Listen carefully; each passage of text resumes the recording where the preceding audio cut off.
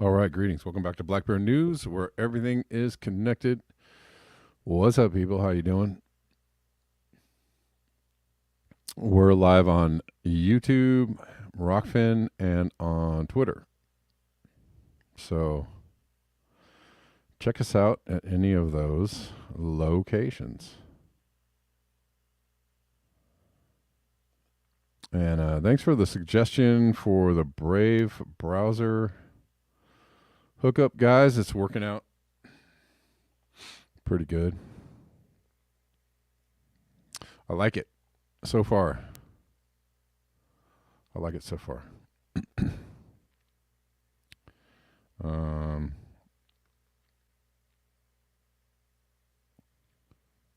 let's see. Let us see. Yeah, it's going pretty good. Um,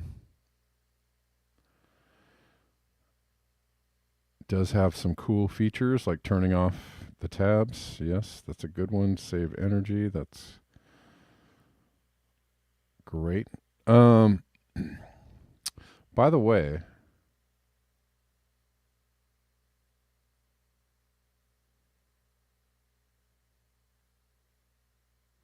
I'm doing another music show this Sunday on the YouTube. So I believe Obsolete already paid for his ticket to the show. Some other and had another someone else. A couple of people come in today to sign up for the show. But if you guys, hold on, just trying to find the link here. If you want to watch the show on Sunday, I'm playing with an old friend of mine, a drummer who was in a band with me for many years. And I'll drop that link on Rockfin as well. Drop that link on Twitter as well. If you guys want to check out some music by yours truly, be cool. But it's about an hour long show. Okay. And let's see. Let's get into it because the time is already short, and the end is nigh. Let's start with this. Lots to cover. I mean, I know I'm leaving out all of the stuff happening in Gaza, and I apologize for that.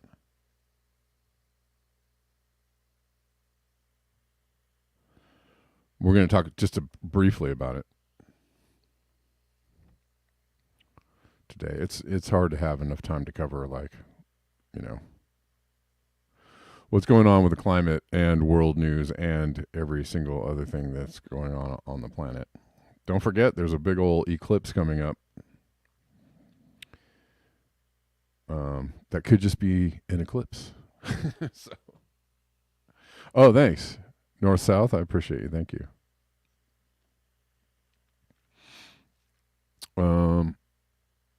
Well, this is Sarah Connor.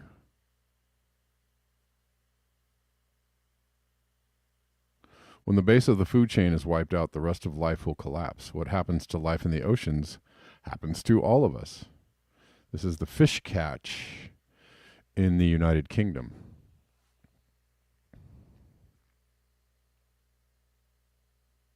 But it looks like, there's been some pretty drastic dips. I'm wondering what's the story behind these dips? Is this war? I okay. Yeah. So 1916, 17. So I think these are wars. And then this is 30, looks like 39 through 44. Right. So these look like World War One, World War Two. The boats were busy doing other things and not fishing, not trawling the bottom of the ocean for fish.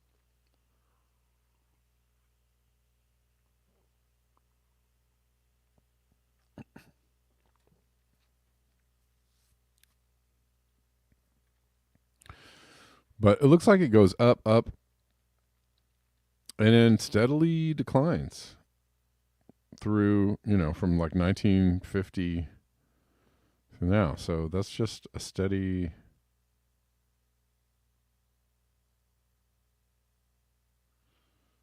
downward decline. We will check this out. This is interesting. There were some protesters at Lockheed Martin. Go protesters at Lockheed Martin.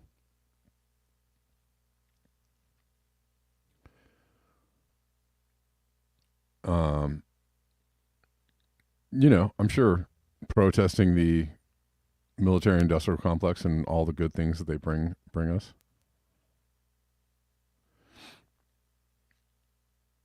Lockheed Martin employee pulls a knife out on protesters in Sunnyvale, California for blocking the entrance and making him late to work.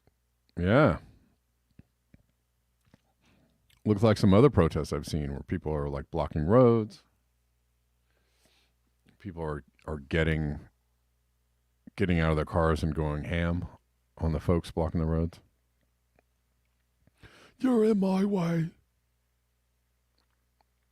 I'm just trying to live in the industrial civilization and you're in my way. But good for these protesters. Good for all protesters everywhere. I don't really care. Hold on one second, guys. Hold on.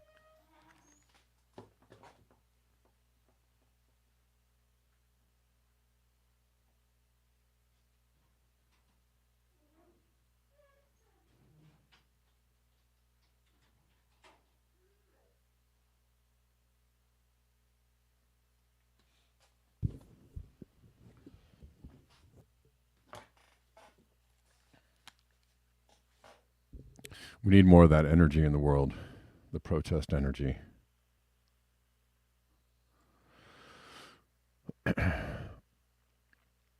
You want to hear this video? Let's listen. People, don't you dare!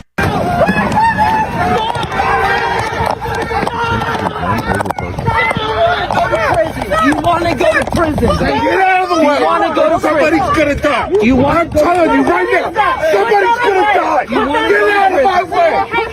Get out! Bro, you're on video. You're on video.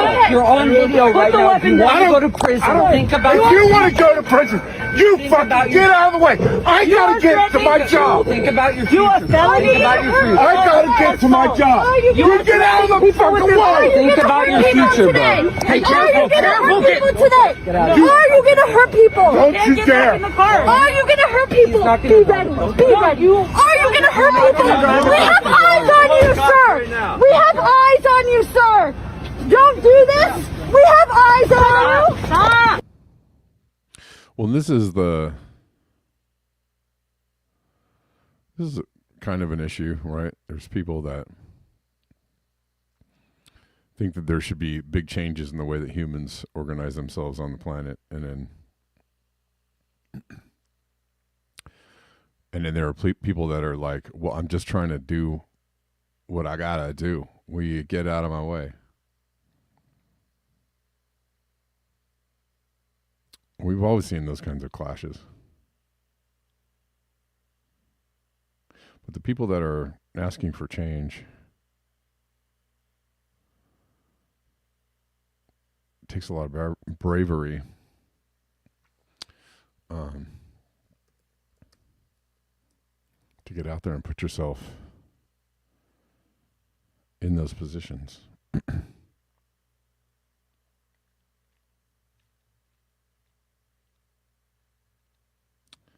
And you all have heard about the World Kitchen bombings.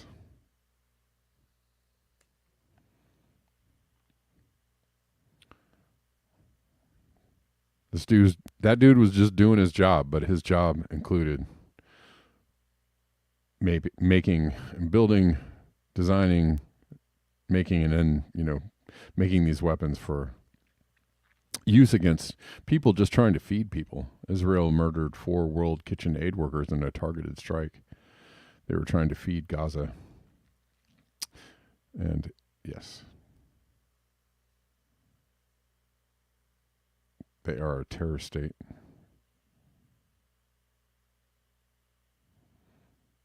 but they're just a mini me of the U.S. The big terror state. We're the grandpappy of all the terror states. Oh, and well, I'll bring this related while we're here.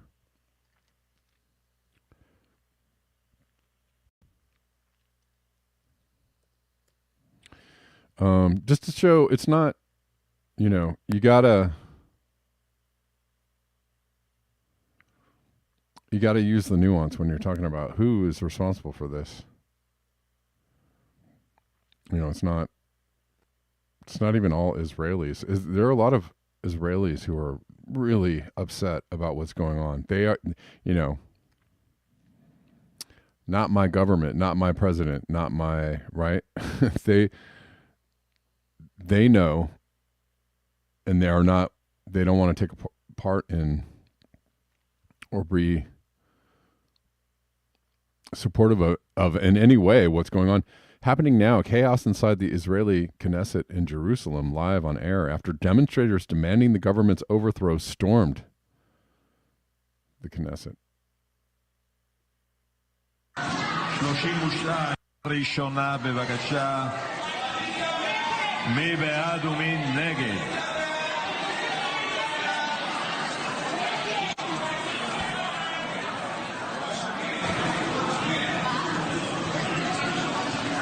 ובכן 49 בעד, 32. So maybe it's just the fascist corporate state doing whatever it is they want to do. And it doesn't really matter what religion they are or what nationality they are.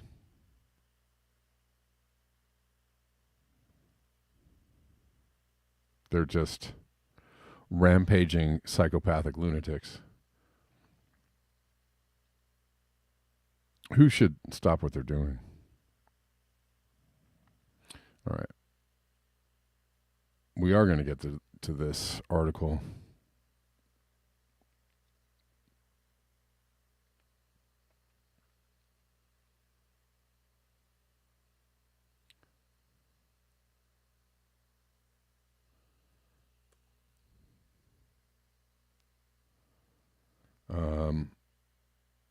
Let's go ahead and... This is from The Guardian.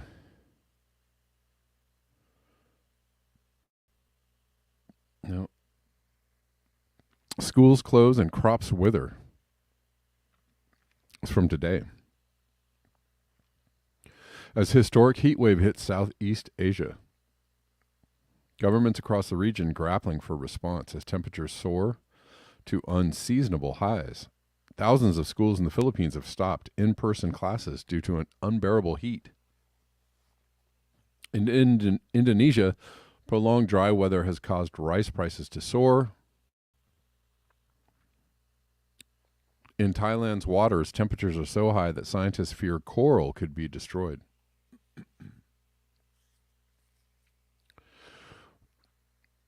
Just as an aside, for all the people that are like, earthquake warfare, weather warfare, HARP, and laser weapons are always the fault of natural phenomenon. Couldn't a warming planet also cause earthquakes? The answer is yes. I'm not going to wait for your answer. The answer is yes. Yes, could. Right? A warming planet is going to be warmer and things are going to shift.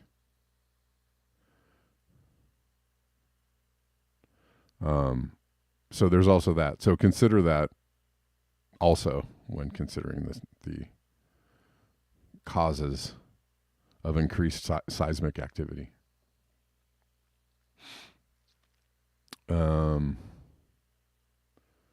Indonesia, prolonged dry weather has caused rice prices to soar. In Thailand's waters, temperatures are so high, they fear coral could be destroyed. A historic heat wave is being experienced across Southeast Asia, according to Maximiliano Herrera, a climatologist and weather historian. In updates posted on X, he said heat that was unprecedented for early April had been recorded at monitoring stations across the region this week, including Minbu in central Myanmar, where 44°C was recorded, the first time in Southeast Asia's climatic history that such high temperatures had been reached so early in the month.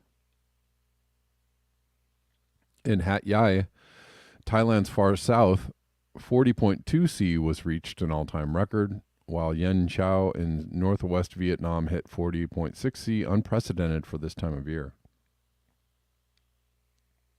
The latest intense weather follows warnings last month by the World Meteorological Organization that the region had also been gripped by severe heat conditions in February, when temperatures frequently soared into the high 30s, well above the seasonal average. It attributed scorching weather to human-induced climate change, as well as the El Niño event, which brings hotter, drier conditions to the region.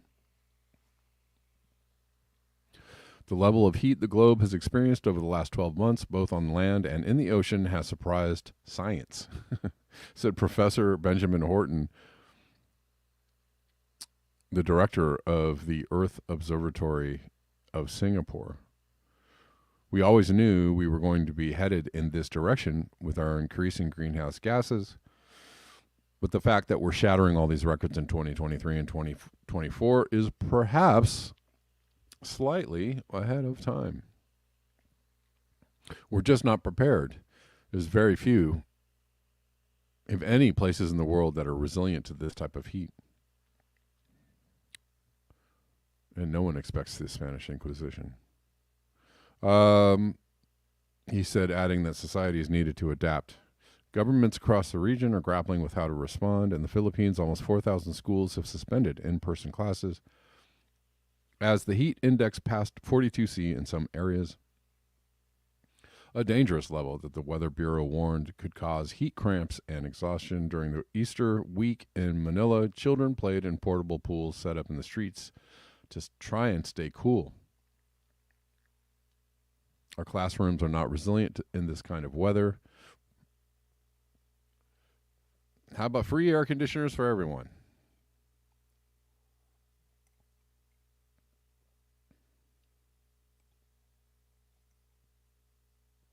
We have a ratio of 1 to 60 or 70 students in a classroom that does not have proper ventilation, said Ruby Bernardo, the president of the Teaching Union of Alliance of Concerned Teachers in National Capital Region. In a recent survey by the union, 90% of teachers said they had just 2 fans in a classroom to stay cool. Teachers also reported experiencing dizziness and headaches and said students were unable to focus and, at worst, had suffered health problems, including nosebleeds. ACT has called for the school timetable to be shifted back to its pre-pandemic schedule so that students are on breaks during the hottest months, something the government is gradually implementing. It also wants greater investment in hiring teachers and building more climate-resilient classrooms. The intense heat has also caused havoc in agriculture in Indonesia, which experienced prolonged dry weather last year. President Joko Widodo resorted to ordering the military to help farmers plant rice, which when rains finally arrived in December. Order the military to help farmers plant rice. Imagine if our military was doing such helpful things in the U.S., right? Fanning out among the countryside to help people plant their own backyard gardens, so we could be food resilient. No, actually, they're going in the opposite direction. They're shutting down gardens, right?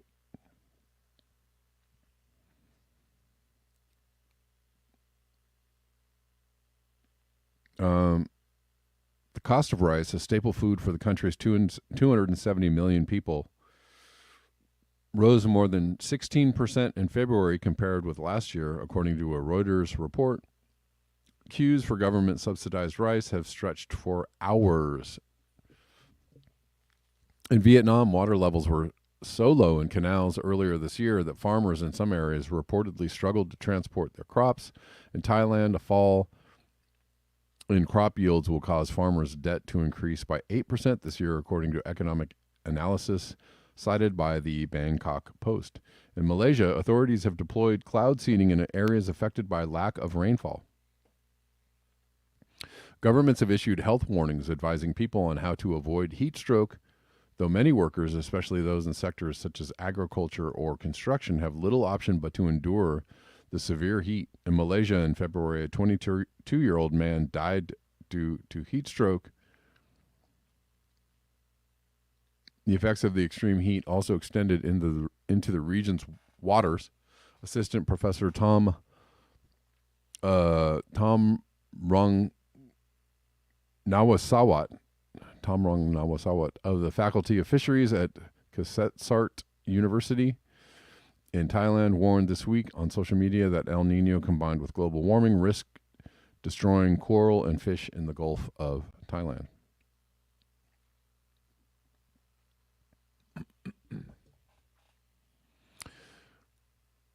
So that is happening. Let's look at this post from Roger Hallam.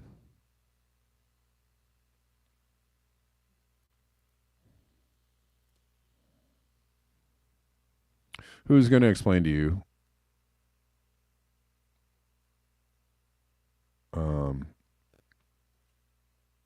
a little more about temperatures. So here's how we should look at all this temperature stuff. The fundamental thing to understand is that there's a cutoff point where the human body dies in 6 hours, the wet bulb effect, around 35C to 50C, depending on the humidity. As I keep reminding people, when people die, they do not come back, unlike just being ill. These are the two key facts. So really the thing to think about is not, hey, it is now 30C at night in Crete in March every year or two. The key thing is, how often is it going to be 50C at night in Crete? Let's say that it is every 20 years. So half the population dies in one day every 20 years. This is why the average is completely irrelevant. The horror is in how often the long tail happens, how often a place hits all the humans die in one day point. So if at, and I've said as much before.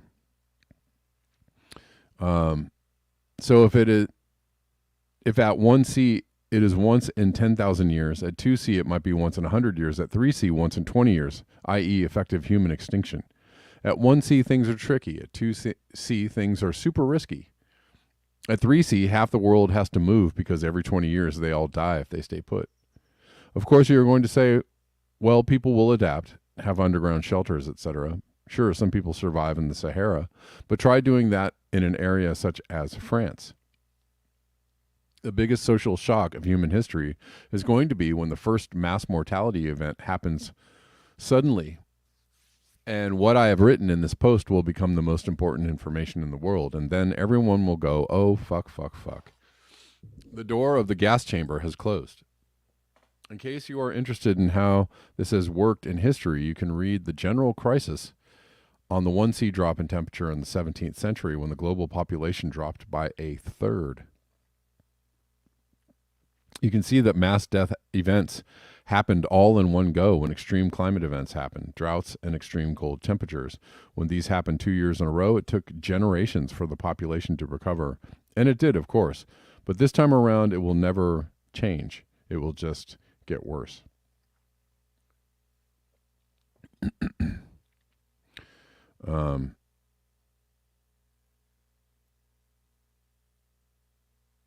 So he's retweeting extreme temperatures around the world, striking contrasts in Europe, summer and winter. Insane heat in the east with 30C at night in Greece. Records in Turkey with tropical nights at Izmir and Kusadasi. Wintry conditions in the west and northern Italy with daytime temperatures under 10C.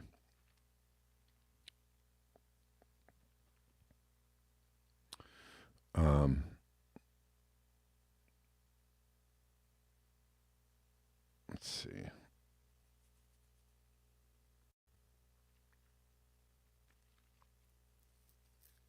And he's citing an article, Deadly Human Heat Waves to Spread Rapidly as Climate Warms. Study says small rise in global temperatures could affect hundreds of millions of people and could cause a sharp rise in deaths. Well, yeah.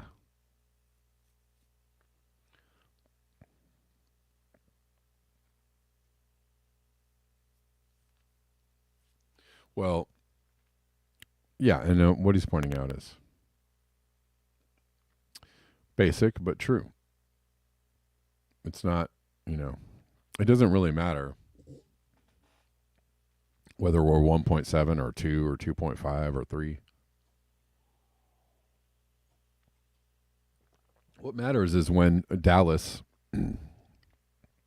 or Cleveland or Chicago or someplace like that hits, all out of the blue, 130, 140 for a couple days. And you will have a mass casualty event. How soon that happens, I don't know. But the steady rise in the global temperatures allows for these spikes, extreme spikes in temperature. I mean, Rio has already hit a feels like this year of 144, which is dang hot. I don't know how you survive that. But they survived, they did.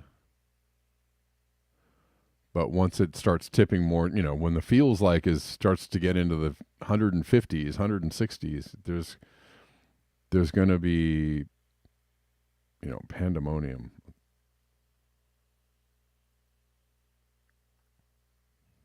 All right. Let's look at this post from Max Wilbert.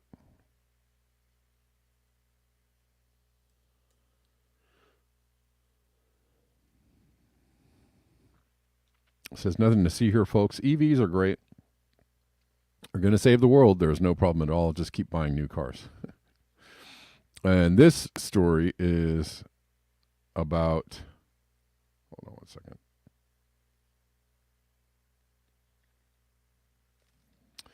Mining for EVs, batteries, could wipe out 1/3 of African great apes. Did you all see the video of the elephant that ran after a tourist vehicle on safari? Knocked it over, killed somebody. Animals are striking back, right? They you have orcas and elephants going crazy. There's another video of elephants going kind of nuts in India like last week and going at a bunch of people. Animals are realizing they're not going to be around much longer, and it's our fault, and they're pissed. Anyways, mining for EVs, batteries could wipe out 1/3 of African great apes. Mining companies hunting critical minerals could wipe out more than 1/3 of Africa's remaining great apes, a new study has found. And by putting new human settlements in close proximity to the declining refugia of wild species, such a boom also risks fostering future pandemics. The research published on Wednesday in Science Advances highlights the need for the revolution in clean energy to be accompanied by stringent protection for biodiversity. Okay. So they're saying we can have both. That's what they're saying.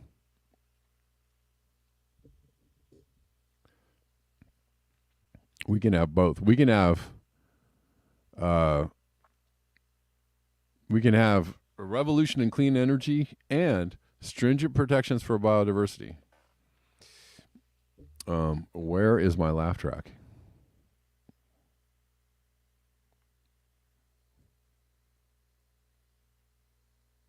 Just have this queued up. I don't know why.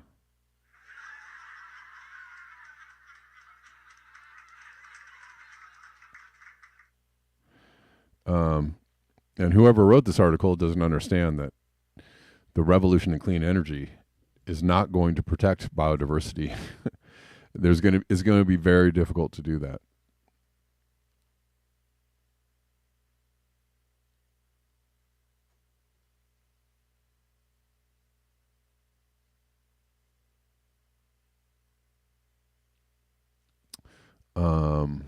Okay.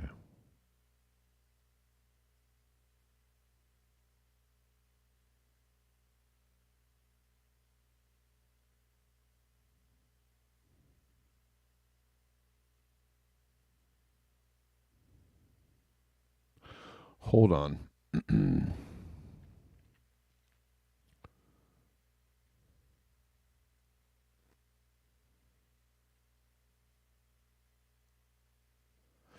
Okay. While researchers noted that the shift away from fossil fuels was essential, its current iteration, which is dominated by a move from internal combustion engine cars to electric vehicles of similar size and power, risked undercutting essential environmental goals. You don't say.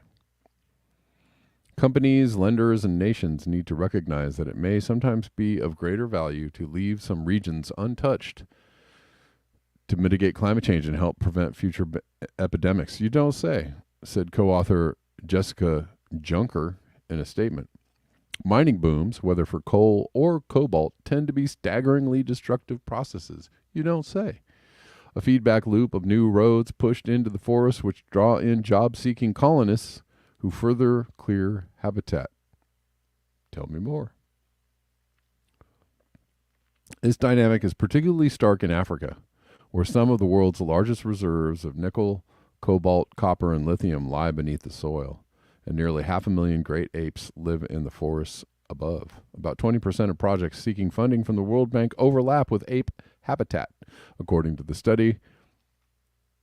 While some in the financial and mining sector have begun trying to track biodiversity impacts as part of a broader move towards encoding sustainability in its lending, that practice is still in its infancy and also completely fictitious, and is deeply fragmented and often ineffective. Currently, a major way that mining companies make up for damage to wild and habitat is by offsets, again, which are completely fictitious, protecting new habitats to make up for ones that are destroyed. You know, those offsets, they're awesome. They totally work. This tactic largely doesn't work, according to a report by environmental nonprofit Friends of the Earth. And in the case of great apes, the science advances researchers couldn't find a single case of a great ape offset that had been successful, they wrote in a statement. Yeah.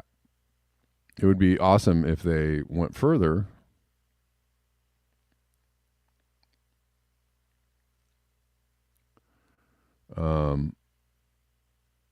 It'd be awesome if they went further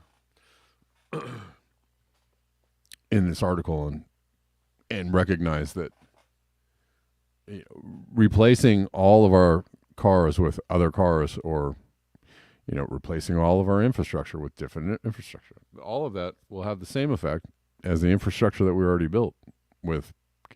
And all of that is going to require a lot of fossil fuels, because it ain't going to happen with clean energy. So, I don't know.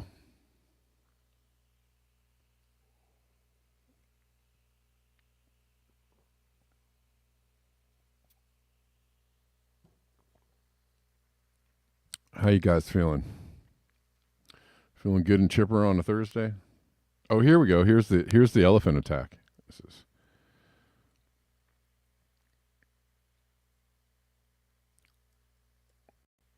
It's like a movie where the guy is like, "Hey, elephant, you get back from here," and the elephant is just like, "Donk." Hold on.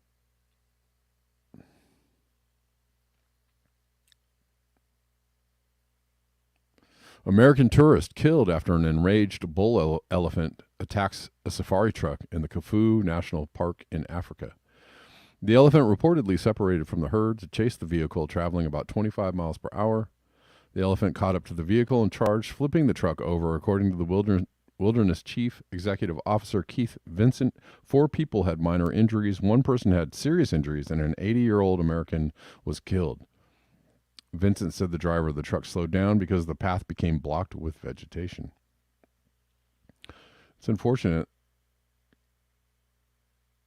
people die. It's unfortunate how many animals we kill every year, too. So considering the unfortunate level of unfortunateness of that.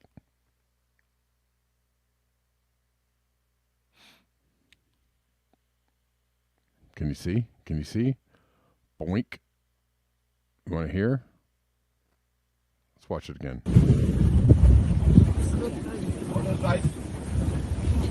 Oh my goodness. Uh-oh. Here he goes.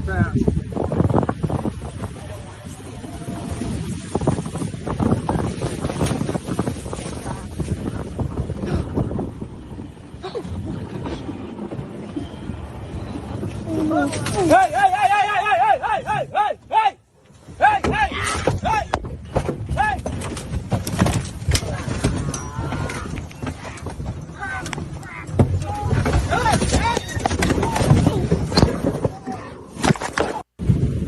Okay. Those elephants, they are strong. Have you seen an I saw a video of an elephant the other day just ripping like a Range Rover to absolute smithereens. Like it was nothing. Like it was just playing with a toy.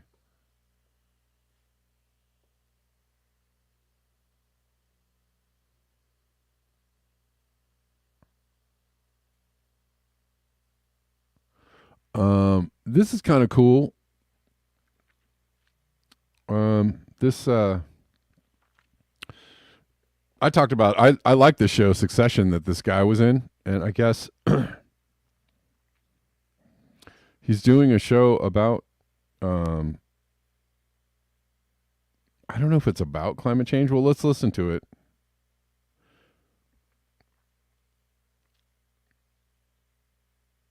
But kind of cool that he's speaking on this.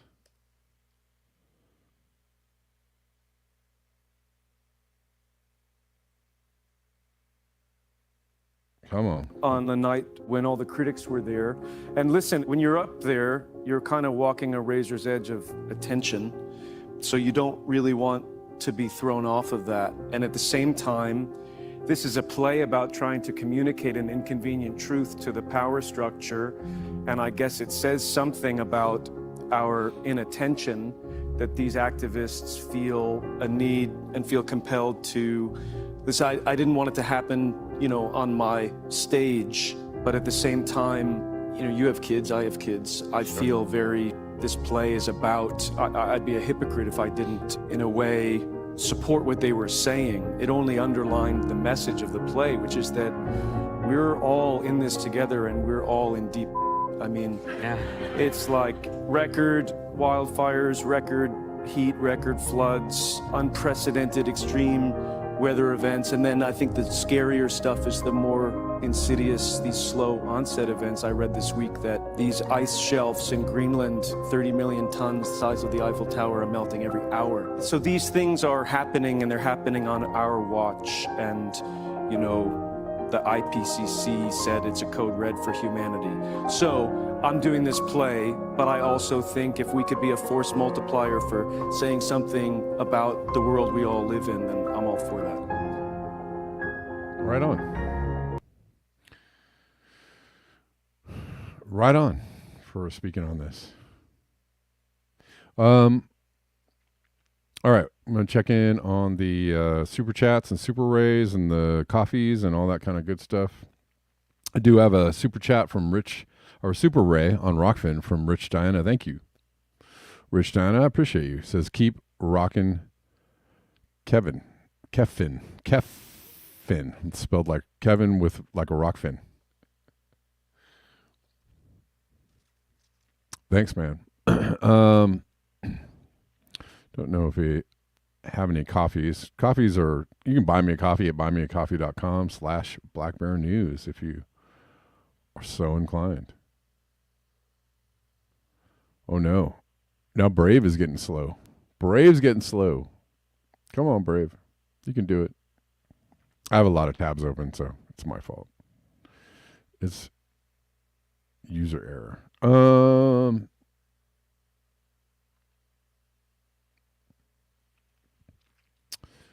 Oh, checking out all the other don't mind me checking all the other locations. Tippage locations. If you want to tip the show, send me a message. You can do it on all the platforms. Cash App, Venmo, Zelle, or PayPal. Y'all know. Don't y'all know? Hold on. Okay. And we're back.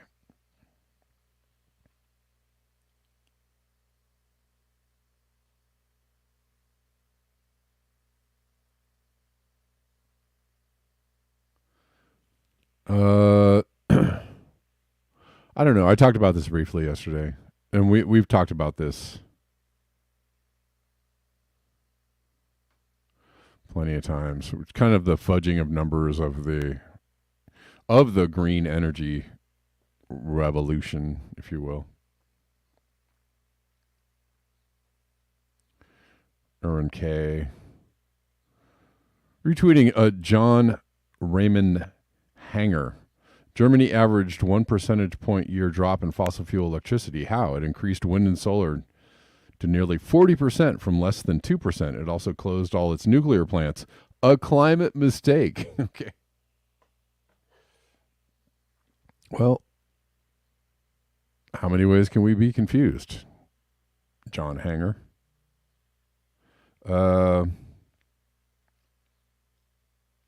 Anyways, Aaron K is pointing out this is only a 2 to 3% drop in total emissions, not 40%. Electricity is only 10% of energy consumed. Kind of hard to see all that. Wind.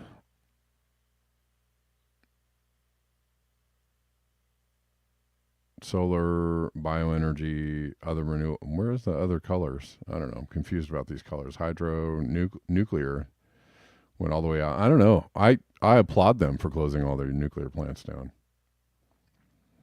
You know, because if the Rhine keeps experiencing record low levels and you can't cool your nuclear reactors, which are sitting on the banks of the Rhine, well, that might be problematic, wouldn't it? You know, what are you going to do when there isn't water and or electricity to cool said nuclear plants? Well, you're going to have a problem. So I don't know. People, it's interesting how misunderstanding people are of the situation.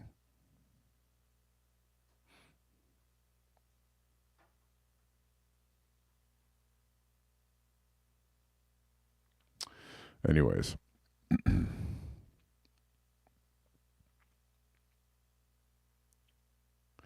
Let's keep going. This is wild.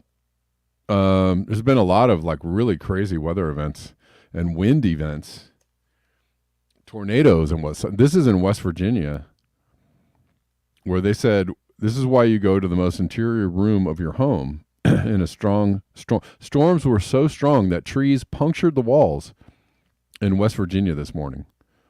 That's wild.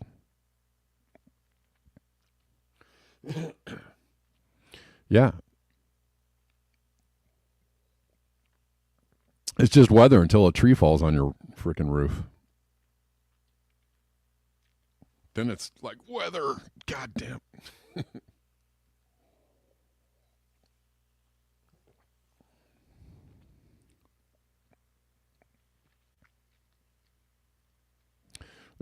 Looks like there's all these tree branches that stuck through the wall.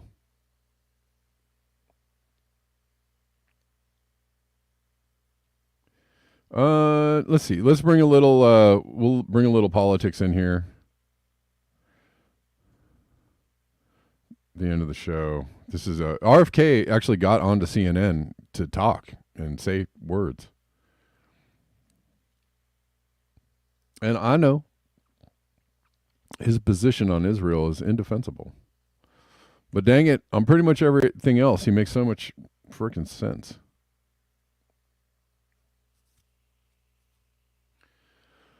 So let's listen to somebody, making some sense. And hopefully he won't say anything about Gaza. I don't know. All right. What do you say to Democrats who point to Jill Stein and say, that's going to be you?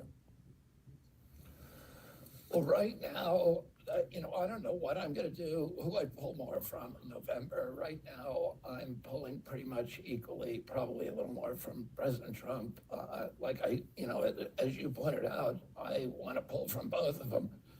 But, do you want kind of a glib answer or a thoughtful answer? I'd always prefer thoughtful. Okay, what I would say is you have both sides using scare tactics. Republicans say that if Joe Biden gets in, it's going to be the end of the republic. Democrats say if Donald Trump gets in, it's going to be the end of democracy. And I don't think either of them are actually going to destroy democracy. We have institutions in this country that are pretty enduring. And if you look at both those candidates, they're very different in their temperament. They're very different in their ideology, and in their rhetoric. But on the issues where they actually depart from each other, it's a very narrow band of issues. And it's the culture war issues like abortion, guns, the border, and they're all important issues. But they're not existential issues. On the existential issues, neither of them has the capacity to address them. The biggest one being the debt. We now have $34 trillion in debt.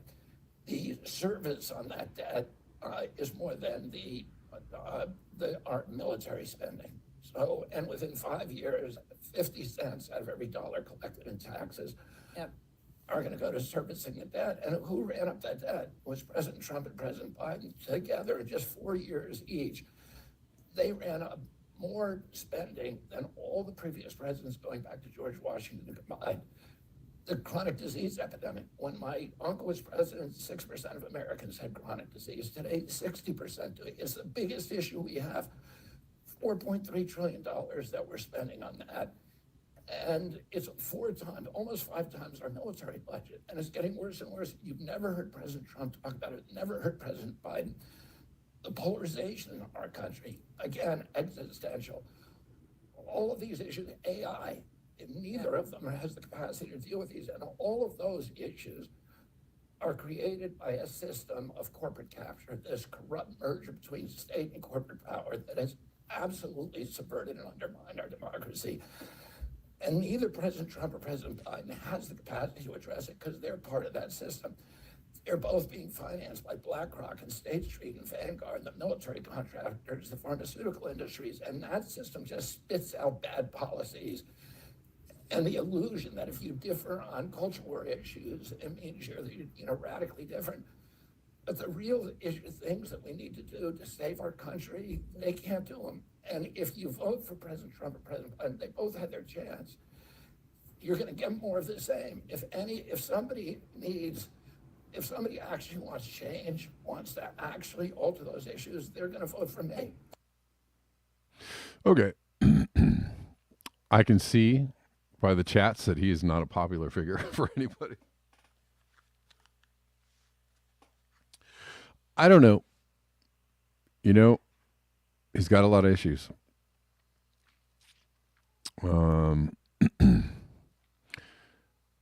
But he did correctly point out some of the things that are, going on. And he has successfully won cases against companies trying to kill us, killing us softly with chemicals. So, I don't know. It's a weird thing because there are some things that I absolutely do not agree with him on, but he's leaps and bounds. I mean, just like he's not even in the same room with the other candidates as, on a lot of issues. So I don't know. Who knows? How many people are voting none of the above or voting I ain't going to the polls this November? just curious.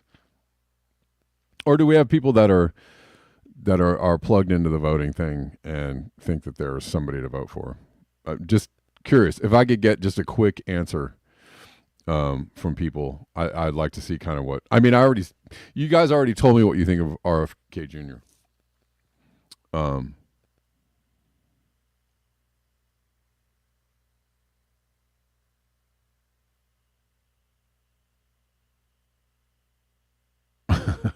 All right.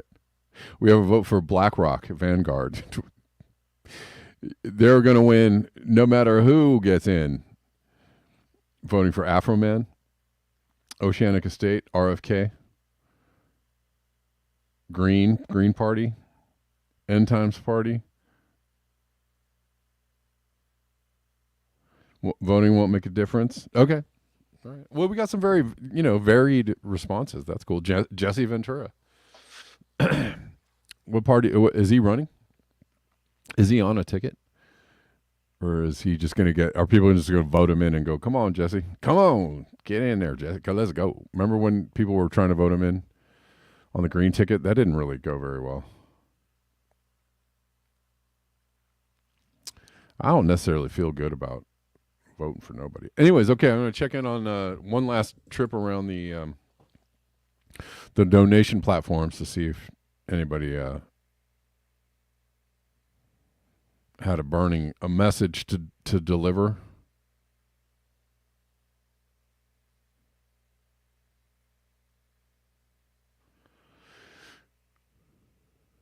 Sorry, Rockfinders, if I'm not checking in on you enough. I apologize.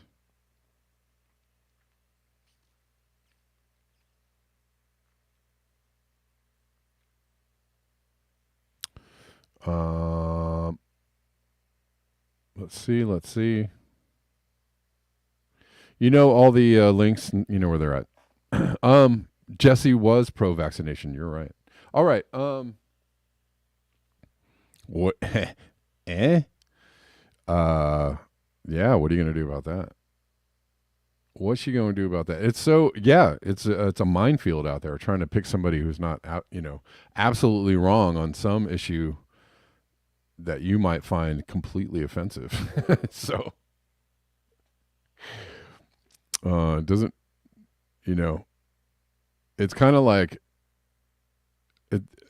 Well, at least there's who am I going to vote for?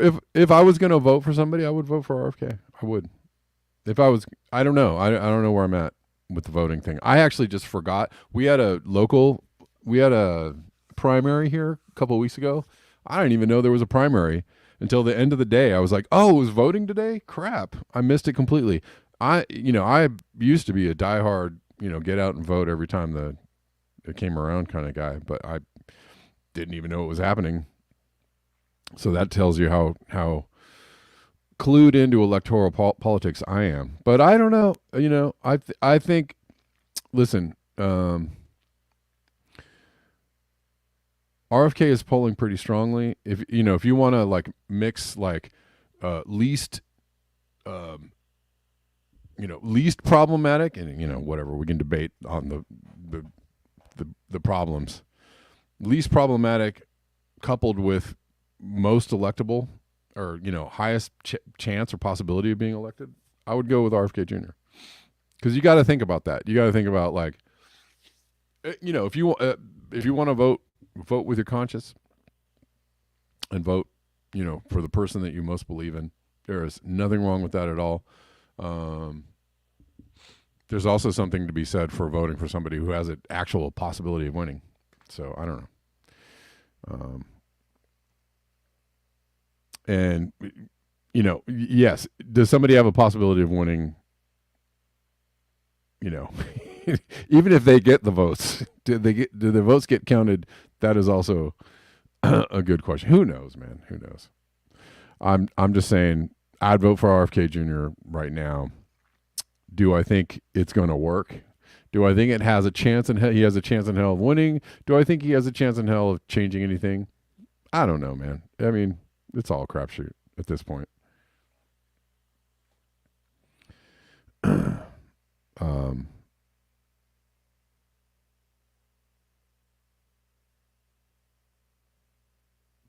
All right, guys. Thank you to the tippers. Appreciate you.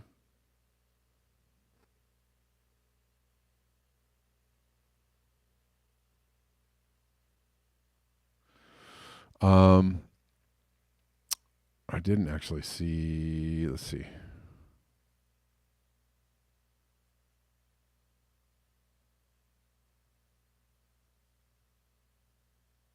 All right, guys. Thank you so much for hanging out with me today and every day.